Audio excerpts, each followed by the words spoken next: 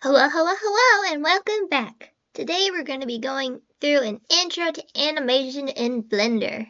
So this is going to be like the very basics, mainly how to put a keyframe down, and maybe some shortcuts to scaling, rotating, and moving. So let's get started. So first things first, I'm going to just enable this so I can see again. Here's our friend CubeCat. CubeCat's going to take us through some basics. And let's get started. So when you open up Blender, a lot of the times I believe, depending on if you've modified the setup at all, you're going to get the timeline right here. And this is where I usually stick to because I tend to only do really basic animations. I don't really use the graph editor that much. So yeah. And so this is where you can work. For walk cycles and a lot of looping animations, I usually start at frame 0, go to frame 23. And the reason it cuts as 23 and it's not 24 is because you will have a keyframe on 24, but the keyframe on 24 is the exact same keyframe on 0. So to get a seamless loop, we don't need double keyframes, so we cut it one before. And I can demonstrate this later with the more advanced rig I have hidden up here. But let's get started. So what I like to consider a keyframe in Blender, it's a little different. This doesn't really work too well for like 2D animation. But in Blender, I like to think of it as a snapshot of the position, rotation, and scale, and whatever nonsense else there is. So let's say I want to start my CubeCat right where he is. I can hit insert I. I is the insert keyframe menu. And I can just kind of want to do location. I don't want to do anything else. So I'll insert I. Oh no, my cat has arrived. Pardon me while I make room for cat. Come, pop. Pop. Pop. My cat's name is Poppy. But anything Pop works. Okay. Kisses for Poppy. Okay, now I'm going to move to 12. I'm going to scoodle him. And I'm going to scoodle him.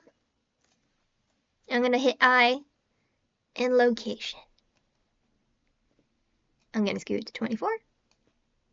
I'm going to move him, G, move him back just so I can get him back on the same plane and then move him forward. And then hit. And this is what this does. Doink, doink, doink, doink. So we're getting a snapshot of his highest point, his lowest point, and his farthest point.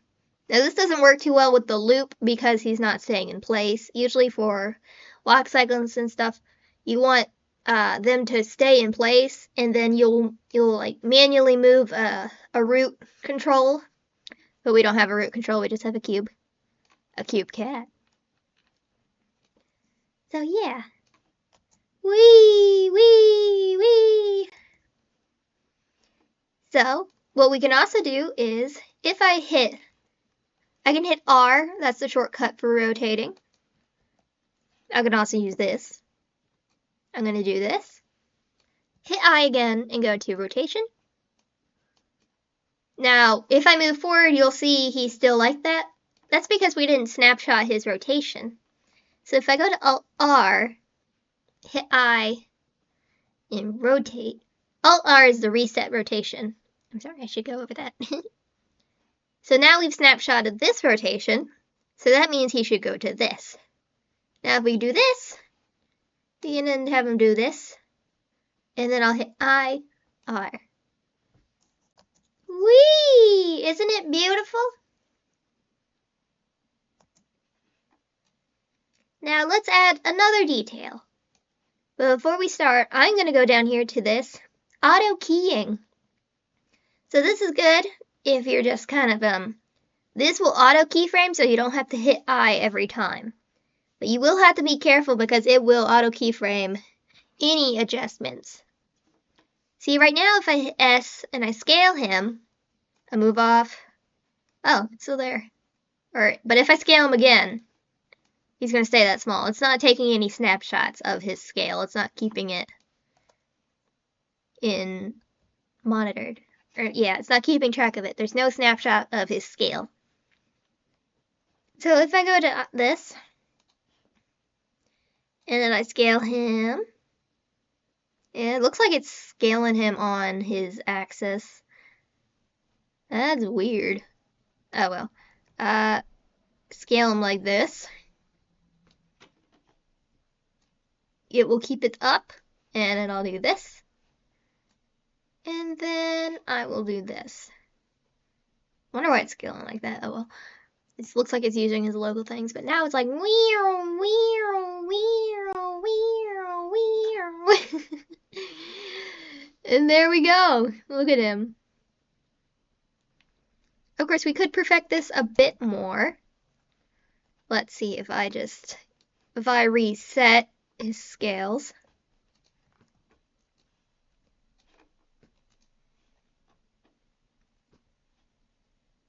We could instead do this, or I want him to be long. Long. Wait, hold up. No, I need to move this to 6. I like to keep things on half, so it's like the 12 is the midpoint, 6 is a fourth, 18 is another fourth. And then I squish this way. This is just me messing around. Whee! Whoa!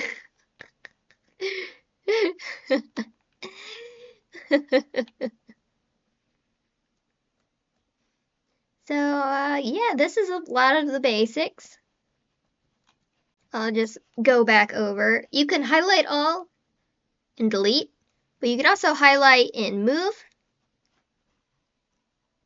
You can also Control C and then Control V and copy and paste it. So if you want to like loop it longer, you can. I believe you can also do like, is it? You can also, I think, there's a way to make it cycle. See? Nope, not the right button. And not the right button. There is a way to make it cycle. How do I make it cycle? I think modifiers. Cycles, I think, is how you make it would cycle infinitely. Wee, except you'd have to go back to the timeline and then like, so I can delete that. That's extra. Wee, yeah, now it's doing it. I mean, snapping it back from the 0 to 1, so you'd have to have like a loopable walk cycle. It's a perfect loop. And I will show you that in a second. Oh, no, Poppy, no.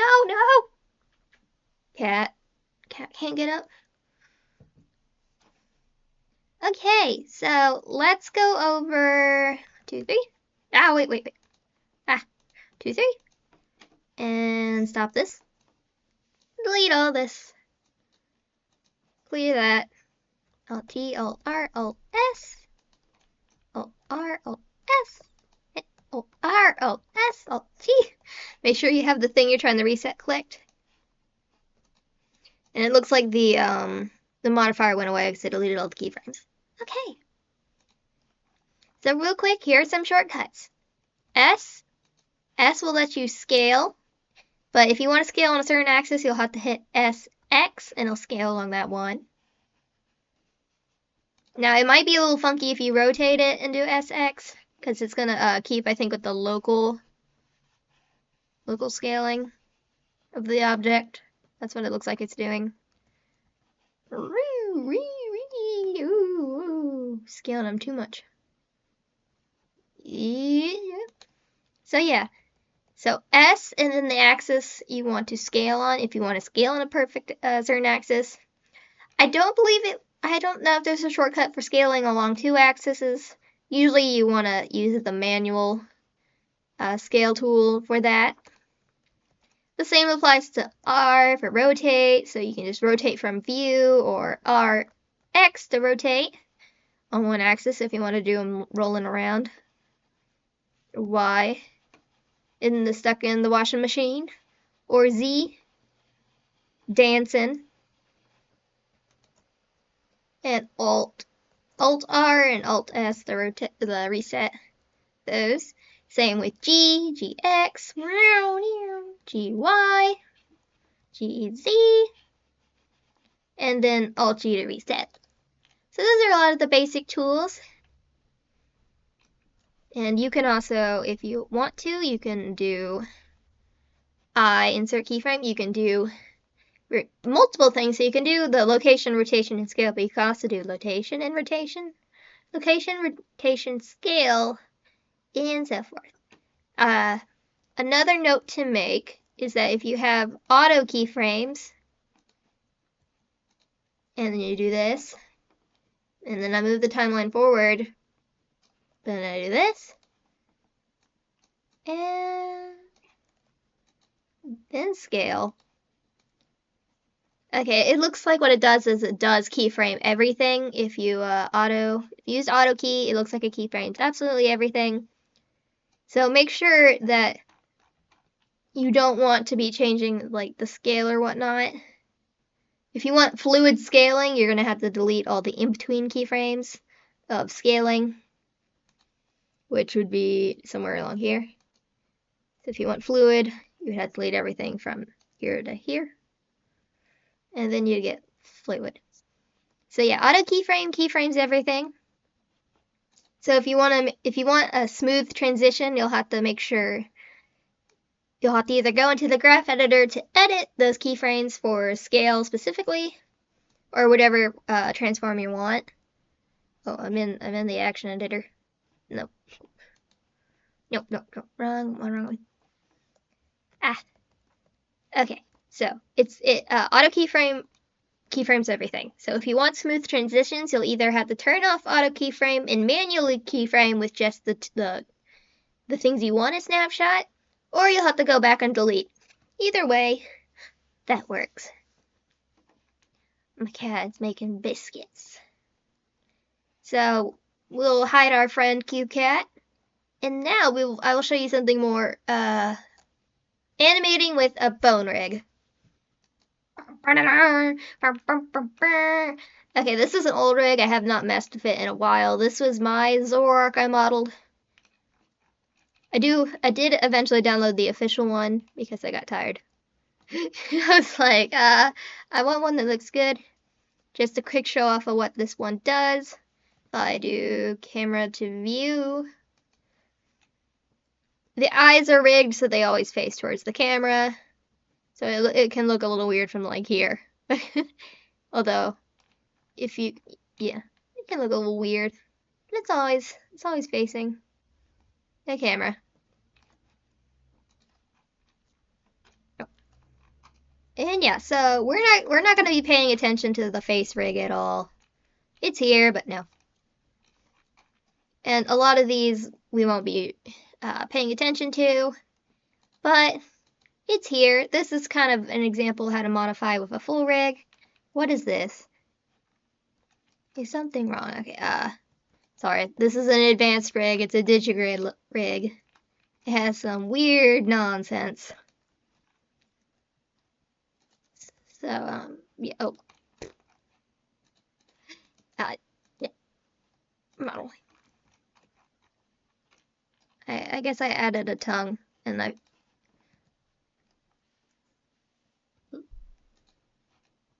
forget the tongue. Okay, there we go. Back to the tutorial. My tutorials are a hot mess. Okay, so I'm going to show you some animating with bones. So what you need to do is you first need to enter pose mode. So if we are not in pose mode, we just need to click the rig object in pose mode. Now this is a relatively advanced rig. So let's just say you're going to download a rig. Downloaded a rig off the internet.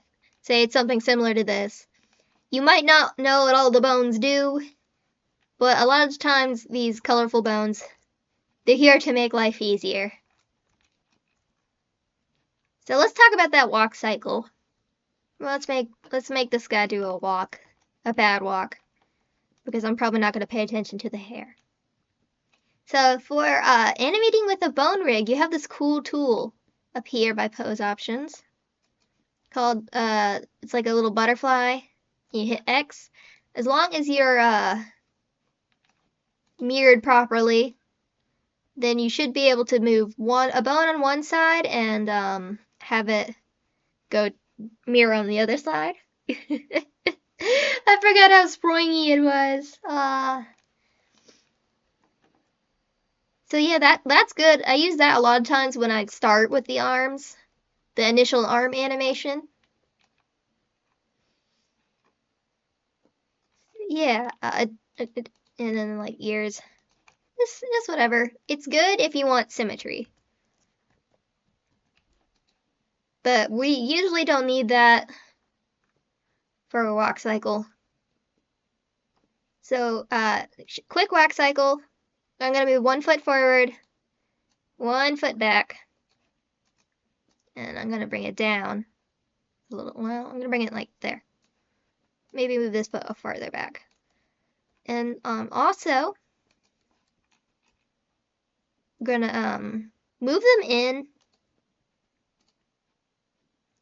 just a bit because gravity.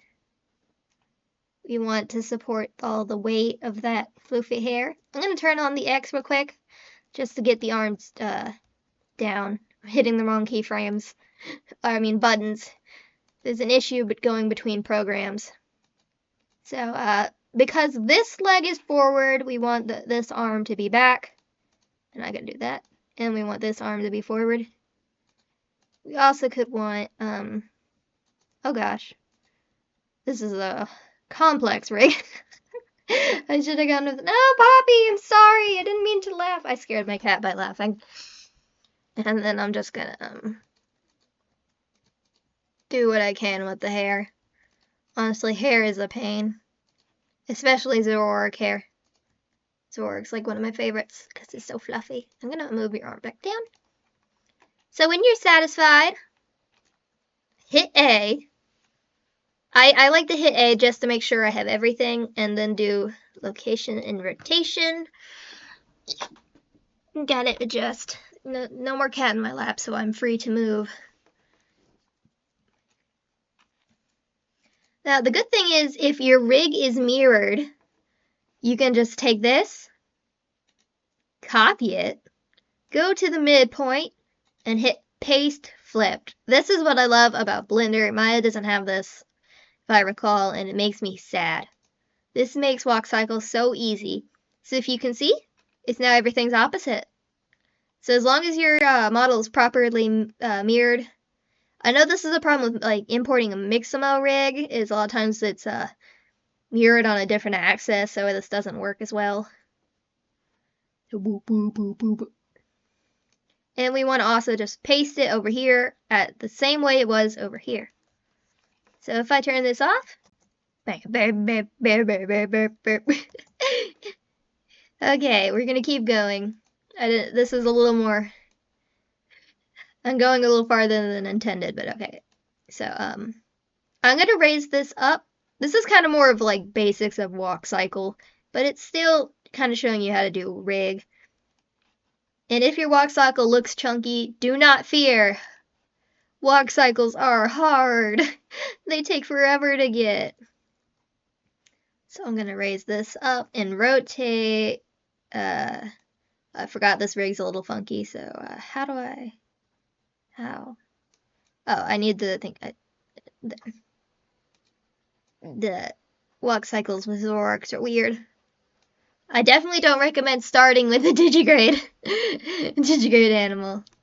And okay, and then the hair is gonna go down a bit because Zoroark's coming up. It's probably too much. Hair's hard. I'm gonna raise it up a little more. Can I move it? No, I'll leave that there. I, location rotation, Control C, and paste flipped. There! You did it! You got a goofy looking Zoroark walk! Hold up, I forgot. I need to Roll in. And camera to view, I forgot, because of the eyes. There we go. Goofy looking Zoroark. So you did it. You have now a brief and probably too fast intro to Blender animation. I miss this model. I miss messing with it. Okay. And sorry I've been gone, guys. Life has been chaotic. I've been working a lot in Unreal Engine on a possible thesis project, so I shall be buried alive by that. But I'm at the point in every project that goes to die for me, which is environment design, because that's my enemy. It's so hard to make good environments. I can make a Zoroark, but I cannot make a bush. And then, Chaos. My cat has been diagnosed with diabetes. She's fine. She'll be fine. She's the best cat to get that. Well, no cat should get that thing, but she's a very chill cat. So she's been doing pretty good with this stuff. So yeah.